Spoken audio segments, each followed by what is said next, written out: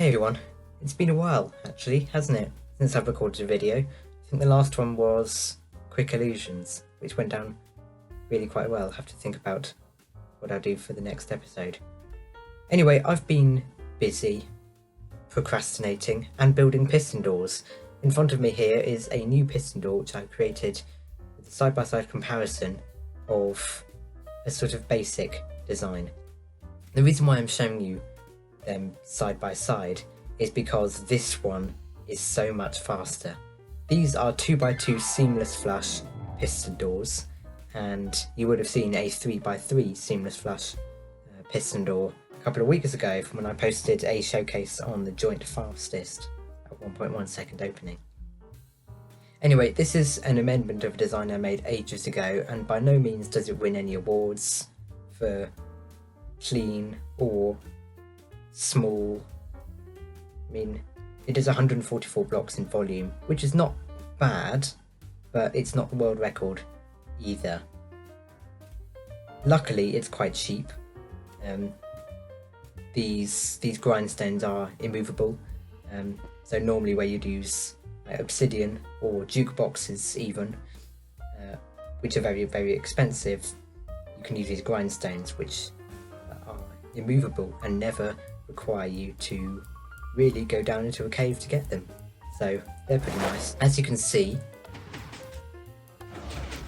not only is it very small and cheap, but it's also decently fast too.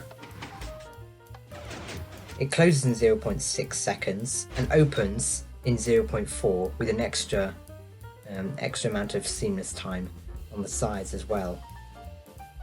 But it closes in 0.6 seconds, and I thought to myself, that's way too slow. You know, it's only a 2x2 area. I'm sure I can fill up the blocks much faster than that. And I did.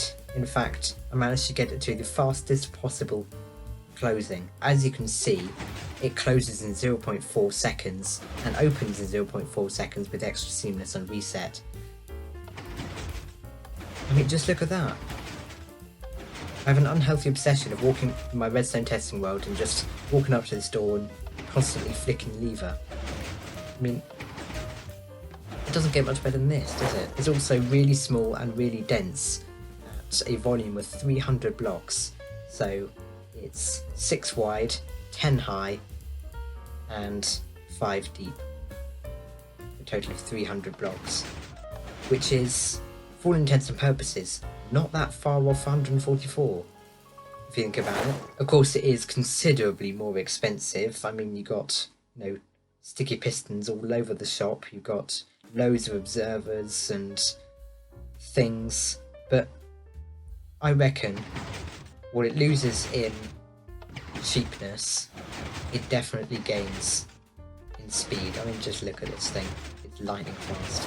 The second real drawback with this door is the fact that there are piston feed tapes in the walls. So if I replace these blocks here with red, for example, you can see how they are slowly making their way through the door. So they're invisible now, they're underneath the surface, and very soon they'll become part of the door blocks, as you can see, and then they're at the top and they reset back to where they are. So it's a piston feed tape consisting of 5 blocks. So you've got these 3 down the side here, and you've also got the 2 in the door bit itself that looks rather like a hipster, actually. But that is really a drawback, because it means you can't have consistent designs for your door, because it will just always be changing all the time. Which this one, you can have a consistent design, because you can put, I'm no builder, but you could do this, for example. You've got stairs, right? It doesn't look so good on the opening, of course, because you get the sticky piston heads, but you see there's no cycling around going on. It's going to always return to that exact pattern and never change. Whereas this, if I were to go ahead and replace these with the same pattern, then it just doesn't, it's not consistent. It's going to keep on changing and finally return after 5 flicks.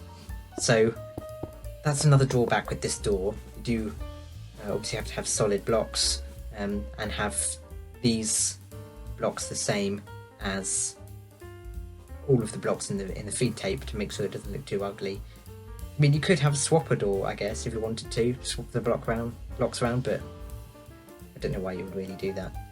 It's a bit niche. The last thing I'll show you is both of these doors actually in slow motion, so you can see exactly what's happening to the layout should you want to try and replicate them yourself.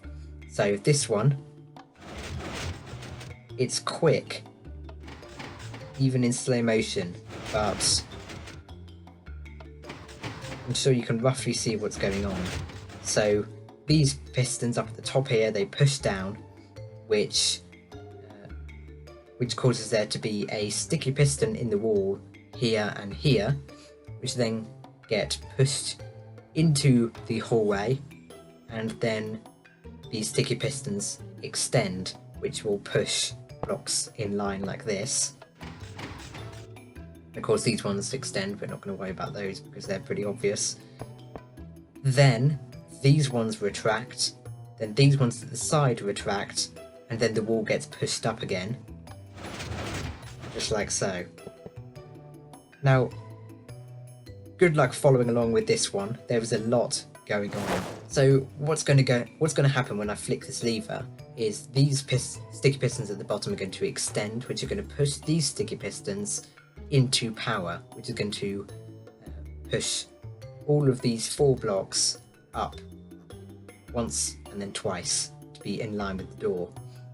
Meanwhile, these pistons up at the top here are going to pulse down and back up again, and then we're going to have a very similar setup to what we have up here, where it all just kind of comes in to hug the blocks in the door frame.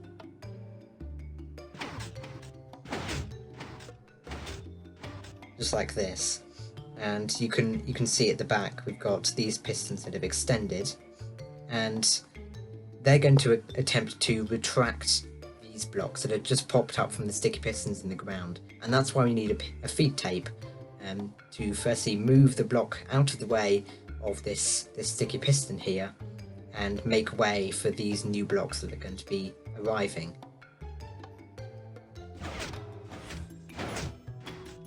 Just like that. I'll just wait for the reset. There is a little bit. Of course, it's very laggy. I will place the blocks in the door frame itself with glass, just this once, so you can see what's going on.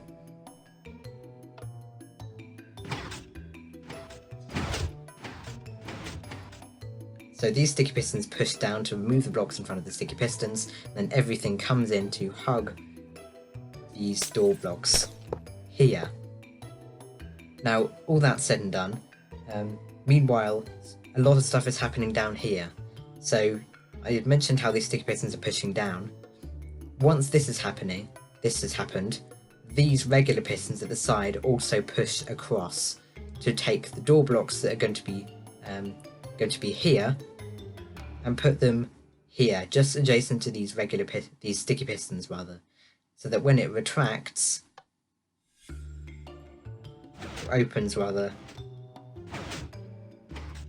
you can see how it all resets very nicely and very smoothly.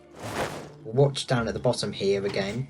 You see how these regular pistons push over the blocks that have just arrived from that slider at the top, ready for the door to be completely reset and have a punctual closing.